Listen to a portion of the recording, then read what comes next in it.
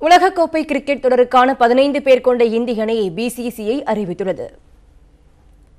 12வது உலகக்கோப்பை கிரிக்கெட் போட்டி இங்கிலாந்து மற்றும் வேல்ஸ் நாடுகளில் அடுத்த மாதம் தொடங்குகிறது. போட்டியில் பங்கேற்கும் 10 அணிகளும் வரும் 23ஆம் தேதிக்குள் அணி வீரர்களை அறிவிக்க வேண்டும் என்ற நிலையில் நியூசிலாந்து, ஆஸ்திரேலியா அணிகள் தங்களது அணி வீரர்கள் பட்டியலை வெளியிட்டன. இந்நிலையில் இந்திய அணி வீரர்களை தேர்வு செய்யும் கூட்டம் மும்பையில் உள்ள பிசிசிஐ அலுவலகத்தில் நடைபெற்றது. MSK பிரசாத் தலைமையில் 4 பேர் கொண்ட தேர்வுக்குழுவுடன் தலைமை பயிற்சியாளர் ரவி சாஸ்திரி, கேப்டன் கோலி ஆகியோரும் இடம்பெற்றிருந்தனர். பின்னர் கோலி தலைமையிலான 15 பேர் கொண்ட இந்திய அணியை MSK பிரசாத் அறிவித்தார். துணை கேப்டனாக ரோஹித் சர்மா அறிவிக்கப்பட்டுள்ளார். தோனி, ஷிகர் தவான், KL ராகுல் ஆகியோர் அணியில் இடம்பெற்றுள்ளனர். தமிழகத்தைச் சேர்ந்த தினேஷ் கார்த்திக், விஜய் சங்கர் உள்ளிட்டோரும், கேதர் ஜாதவ், ஹர்திக் பாண்டியா, ரவீந்திர ஜடேஜா ஆகியோரும் அணியில் இடம் பிடித்துள்ளனர்.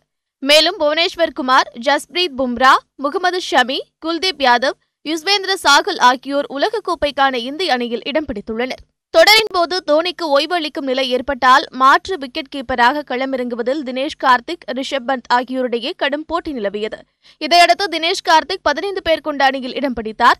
இஷாந்த் சர்மா, உமேஷ் யாதவ், அஸ்வின், அம்பத்தி ராயுடு ஆகியோருக்கு அணியில் இடம் மறுக்கப்பட்டுள்ளது. முகமது ஷமி, பும்ரா, புவனேஸ்வர் குமார் ஆகியோர் வேகப்பந்து வீச்சுக்கு கை கொடுப்பார்கள். ஆனால் இவர்களில் யாரேனும் ஒருவருக்கு காயம் ஏற்படும் பட்சத்தில் மாற்று வேகப்பந்து வீச்சுக்கு யாரும் இல்லை. சுழற்பந்து வீச்சை பொறுத்தவரையில் யுஸ்வேந்திர சாகல், குல்தீப் யாதவ் ஆகியோர் உள்ளனர். அவர்களுக்கு மாற்றாக பகுதி நேர சுழற்பந்து வீச்சாளர்களான ரவீந்திர ஜடேஜா, கேதர் ஜாதவ் ஆகியோர் கை கொடுப்பார்கள் என எதிர்பார்க்கப்படுகிறது. இதேபோல் ஆல்ரவுண்ட் பலத்தை பொறுத்தவரை ஹர்திக் பாண்டியா, விஜய் சங்கர் இருவருக்கும் அணியில் வாய்ப்பு வழங்கப்பட்டுள்ளது.